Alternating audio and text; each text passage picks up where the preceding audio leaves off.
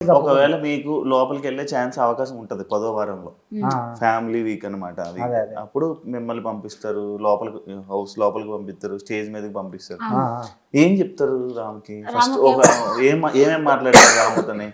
నేనా ఏమేమి మాట్లాడతా అంటే, చూడు నాన్న, మనకు దగ్గర ఉండి మనతో క్లోజ్గా ఉండి మనకు బోర్లో నూకుతారు ఎవరే గాని, బోర్లకు నూకుతారు, కిందికి తొక్కుతారు, పైకి రానియరు.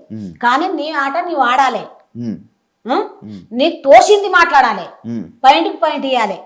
కానీ నీవు సైలెంట్ గా ఉండకూడదు. నువ్వు మంచిగా ఆడు, ఆడుతున్నావు కానీ ఆటలో కూడా మంచిగా ఆడుతున్నాడు, మంచిగానే చేస్తున్నాడు.